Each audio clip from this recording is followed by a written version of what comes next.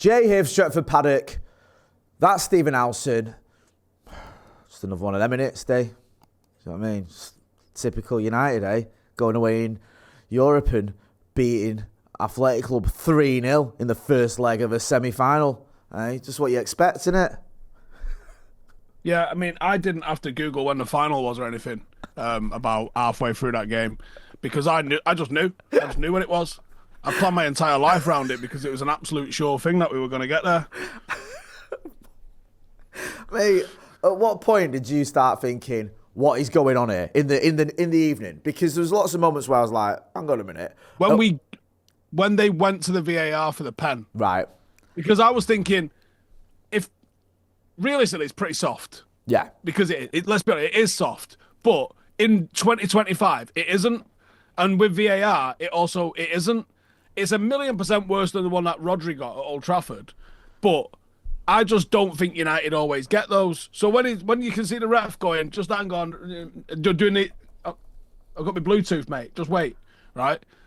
And then they go and look at it, you go, right, if he's looking at it, he's fucked. Like, 1,000,000% is going to be a penalty. It still took a long-ass time for him to make that decision. But then, obviously, Bruno sticks it away because it's what he does. And you're like, okay, did not expect this. What is it? A couple of minutes later, Bruno's made it 3-0, and now you're going, right. Okay. I don't reckon even us this season are going to cock it up from here. Yeah, that was the thing. There was still a slight thing in my mind, right, when I thought, in the second half, just don't let them get a goal. Like, don't make it 3-1 on the night. Just, you know what I mean? 3-0, psychologically, is massive. It's just like, the fact it's 3 goals, obviously. But you think, yeah, that's a proper battering as well. Like, just don't give them a sniff. And to be fair, they didn't really look in it, did they? I mean, obviously, that's 10 men. I thought United looked pretty comfortable. But after when Casemiro got that goal, the first one, it was the first one, wasn't it? What were your thoughts then? Were you thinking like, right, okay, go for 1-0? Because at the time, I'm thinking, as soon as that goes in, I'm thinking, right, can we actually, can we stop them from scoring? Could we even get a win tonight? Or maybe even does that help us get a draw?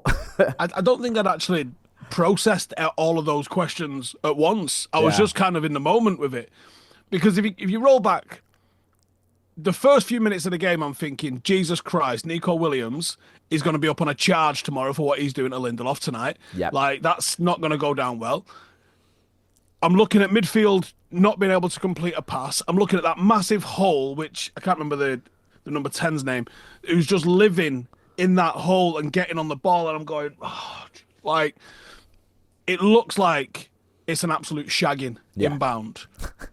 But then you get that against the run of play chance, which is offside with Garnacho. Yeah. And you go, and then literally a couple of minutes later, it's from, I think, the foul on Dorgu, I think, on the left wing. We've sent it into the box. They haven't cleared it. Maguire stayed up there. All the defenders stayed up there. Aaron Maguire, channeling his inner David Beckham, and just stuck it in the mixer. And Ugarte, who's not a big fella, gets the flick on. And then Casemiro, who is, or certainly plays like a big fella, especially when it comes to headers, he was never missing from that back stick. I genuinely don't think there's a better person. Like, because Maguire wins loads of headers, but he never scores with his head. Like, it couldn't have fell to a better person. Casemiro's got a weird knack of just scoring with his head. Yeah. And you're like, sweet, okay. See where this goes here from now. But, like, we kept our foot to the floor. Obviously, we've created the second chance. I do think it was soft, but it was a penalty. I'm not arguing it wasn't a penalty. I just think, modern football is a bit fucking wet, isn't it? Of course it is. It is a penalty. The red card, I'm being educated tonight. I thought double jeopardy was a thing. They're saying, obviously, he's not made any attempt to play the ball whatsoever, so therefore it is a red card as well as a penalty. And you're like, right, that's a bit of a touch. Sweet. And then the Bruno one sort of comes from a bit of nothing. They're trying to reorganise. They made subs and tried to like rejig a little bit and try and figure it out. But you stick a third past them before half time, and now you're like, don't worry about it. And then, you knew the second half was going to come out and be a bit of a snooze fest, but United just kept the ball. And we didn't need to do anything else with it. I thought we managed the game really, really well. No, I agree. I agree with everything you said, to be honest with you. The Maguire thing is mad in it because, like you said, you mentioned there's something about him not scoring headers, and you're right. That's what made that goal against Leon even more special because it's not like he does that a lot. And it's like, he did that against Leon. Then you're going in tonight and you're saying, he channeled his David Beckham. There was a bit of Giggsy in there as well. There's a bit of all sorts because, like, actual skills. And then that cross, it was mad. It was like so many players who, they've had up and down seasons of them being kind, more down than up, but stepped up tonight when they needed to step up. You spoke about Casemiro with that goal. Casemiro in the Europa League, I mean, he just looks like he's just completely reinvigorated from a player that earlier on in the season, you go back to that Liverpool game, I honestly thought, I thought he was done. I thought he was done at United, and now he looks like he's on course, fingers crossed, to win a European trophy with us. He, like us, and maybe they're linked, just suit the tempo of European football, especially against the Spanish team, it seems. Because against the Spanish teams, Casemiro was just like, I got this. And he was genuinely everywhere today. And it's weird because it's like, in the Premier League, he does still, to this day, look miles off it. But when we play a team in Europe, he looks the fittest on the pitch. And you're like, I can't actually explain it. Like, because it's not just that he looks better. He's like below an Ugarte and a Bruno and everybody else. And then on a European night, he goes and just levels up beyond them. It's not like everyone does that. No. It just suits him, the tempo. Like some players suit certain leagues, some players suit certain systems. Casemiro just suits continental football incredibly well. And I just wonder, for the final, is it a European game or is it a domestic game? You tell him it's a European game. You tell him this ain't Spurs. This isn't a domestic game. This is a European game, Casa. Just get that in your head, It's son. a Club de Football de Hotspur de Tottenham. Yeah, you tell him that. You make him think that you just get that in his head that this is European football because I guarantee he'll turn up. Just quickly, Steve, I want to talk to you about Bruno Fernandes because I'm always amazed at some of the criticism he gets. I get there's certain things that people make us point out, whatever, or not be happy with about. But there's certain people that just seem to bang on about how Bruno isn't good enough, Bruno this, Bruno that, which has just always been nonsensical to me. Tonight, we've said it all along. This is the game of the season. This is what that matters the most. You want your captain, you want your best player to step up, and he did that. And I'm just running out of good things to say about Bruno Fernandes, and I think he's a good player. Jay, a great get them form. people out of your life right now. Good Block, point. delete, move on, because Bruno delivered, and he delivered with and without the ball. He was winning his duels. He ran himself into the ground, which is it's almost a given for what he does, and he delivers. I don't like the word clutch, and it's an American word for me. Yeah, you can stop all that. There needs to be a better word, but he's a moments player. And he steps up in the big moments. He arrives, he delivers, and leadership can take many ways. For me, Roy Keane's the best captain I'll ever see, and I ever will see. And there'll be never anybody that comes close to what he delivered as a captain.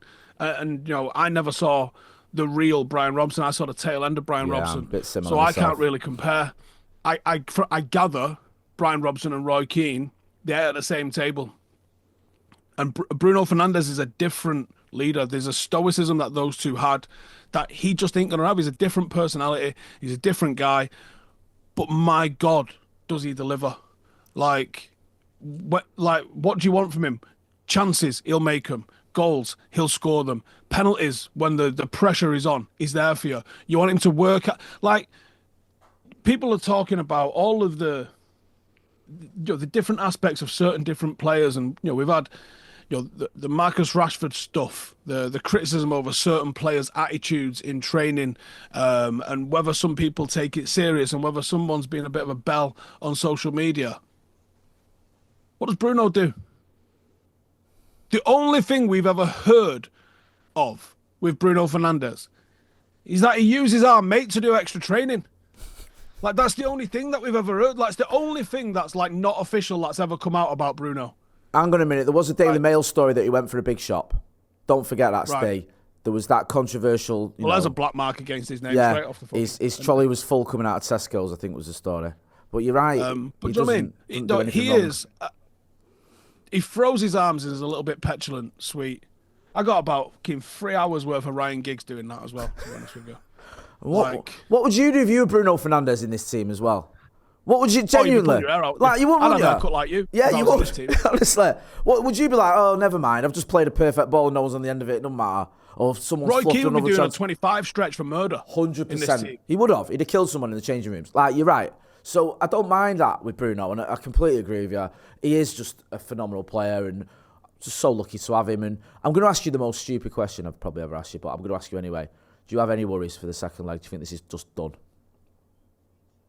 No, I hope it is the most boring game ever, but it might actually really suit us because there shouldn't be a lot of pressure on United to get this done here. United can come, you can put a back five in, which is the kryptonite for a team that plays with the direct sort of wingers that are what I would expect Bilbao to go with. You can put Luke Shaw left wing back, and you can put Mazraoui right wing back, and you can have literally no fucking attacking threat in this team whatsoever, and you can just contain it, and you can have the most entertaining 0-0 we will ever see at Old Trafford, and there'll be congas in that fucking crowd as we are bore-festing our way to a final. Like, I don't think we've ever been 3-0 up in a semi-final to book ourselves into a final before. Certainly not I can remember off the top of my fucking head anyway. Was it again? Was it Schalke when we were like, what did we remember when didn't we beat them like away 5-1 or something stupid?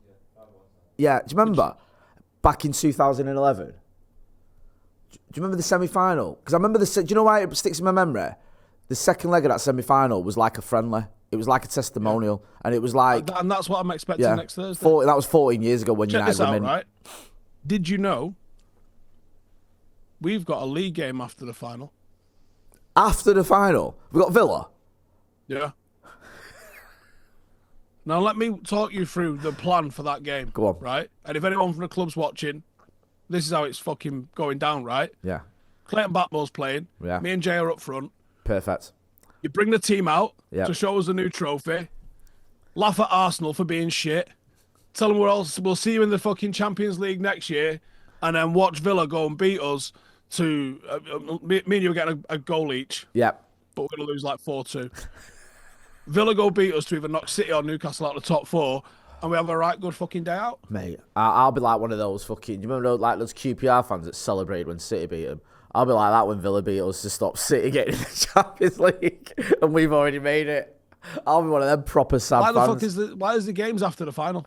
That's so mental, isn't it? It is utter insane. woke nonsense. It is utter woke nonsense. Well said, Mr. Howson. Steve, always a pleasure. I love chatting to you after a 3-0 win away in Bilbao. It's we don't do it enough. I've never in doubt that though. To be fair. It wasn't, when anyone says that we doubt after it. After it got to 3-0, it was never in doubt. That was it. Once that third went in, mate, Mazraoui as well in the bar. Oh, yeah. Mate, that went under the radar. I remember, almost forgot about that. Oh, my God. There's been a traumatic time in our house of late, right? Yeah. I don't like airing dirty laundry in public, but I'm going to do it. Go on. So my lovely wife is not a football fan. Yeah. That's why we're still together. Yeah. Right? Her dad's a blue. But he's the sort of blue that you like, because when the Sheikhs took over, he fucked it off. You went to watch Staley Bridge and that. Wow. I was about to say, there isn't a blue that I like. You just pointed out one that I do, yeah. I respect that. He actually just enjoyed City being the City that we enjoyed. Like crap. Yeah. No hope. The Brightwell as soon as he brothers, got a bit of dough, he was like, it's not on it for... And now he just watches non-league. Love that. So, unfortunately, he has tried to brainwash my daughter. Right? So she comes to us the other week and she's like, I have one granddad that's a blue and one granddad that's red. And I said, yeah, but your dad and your brother and the rest of your family are all red. So it's about 17-1, so it don't really count. Right. Well, she watched that first half of us tonight and she went, I'm United. So you're tricking your daughter, basically, with what has been one of our only really good performances in the last 10 years into thinking that that's what happens when you're a United fan. He's just shouted up, that won't last. Yeah. Your daughter's going to think... She watched the game. This is I had to regular explain occurrence. to her a red card. I had to explain to her a penalty. I had to explain to her why we don't play in red tonight. I had to explain to her all that sort of stuff. But she was into it. And she said she's United. But I did also say to her, like, if you're a City fan, she was like, well, can I not support both? And I was like, no, there's no purples. It don't work like that, right? And she was like, I like purple. I was like, fine, don't work like that. Yeah. You have to pick one, and you can only pick United. No. But yeah, she's seen the light and come to her senses. But I did tell her, you can support who you want as long as it's United. That's what I did with my kids. And I was worried, I was like you, I was worried that my lad, because he was a bit older than my daughter, might end up being a City fan, because of FIFA and they're winning everything. So I used to take him to United. I used to brainwash him, make him watch the 99 doc and all that. And what I love about my lad, right, he's a proper bitter United fan. He'll say things to me like, Alan's such a tapping merchant. Like stuff like that. Like, what's all this noise about De Bruyne? He's not that good. Oh, by the way, tomorrow, are we telling the people what we've got? Please do.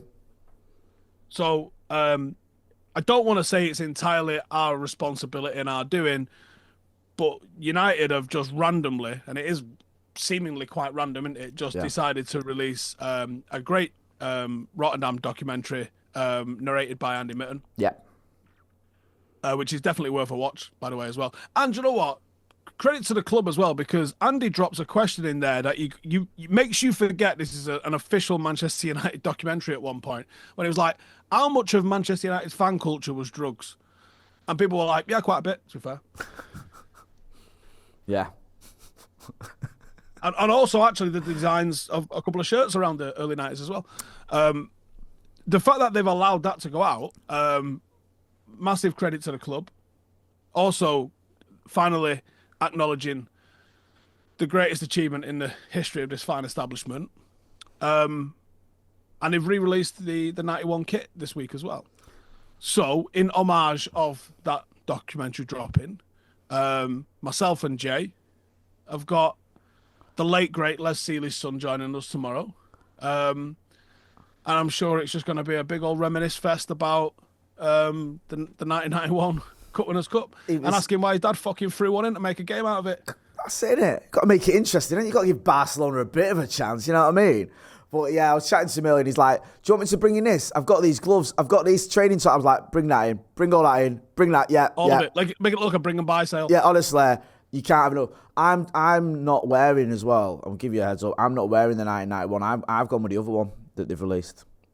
And I'll tell you why. You know the one with the doodle on it? Because I'm obsessed with that. You'll see what I mean tomorrow. You know the The track it?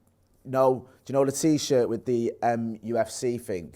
Where it's like... Oh, the stick man? Yeah. Because I was obsessed with that. I saw that and I went, I need to get that. So I'm going to be wearing that tomorrow. I used to draw that on everything. That's what I was saying today. I was like, all my books, school books, I used to get bollocks at school because everything was just covered in that stick man.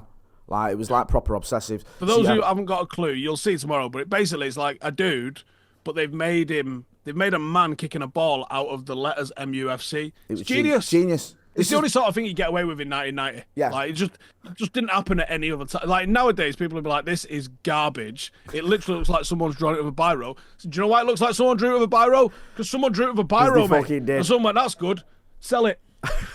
And loads of people bought it. It was mint. It was great. Do you know the trackie that they released? I've got a photo in here somewhere and I can't find it. But my 9th birthday was in the museum at Old Trafford, like all good United fans was. Exactly. And I'm wearing that trackie. Right, perfect. You've got your trackie, I've got my statement. We've got Les Seeley's son with us. What more do you want? And we'll just put this disclaimer out right now. If you think, even after tonight we're going to be talking about what's going on at United and all the rest, no, we're not. It's 1991 on the brew tomorrow. Like, it is. If you start for a change. We're looking forward to the invention of the internet and things like that. It's just, in fact, it's just a normal brew. You won't even notice the difference. You'll be like, this is what I watch every week. So make sure you join us tomorrow for that. Was there someone on different? Nah, we couldn't really tell, actually. Yeah, this is what they do every fucking week. What you're on about. I love it when people come in the chat and start asking questions and people are like, bro, this is the brew. Forget that. Steve, always a pleasure. See you tomorrow. Go and check out Steve's channel. Go and check out Stretford Paddock FC. And well done on your promotion this week as well, brother. You're having a week, aren't you? Big week for Stephen Howson and Stretford Paddock. Do you know what? I'm going to be real with you. Well. Go on.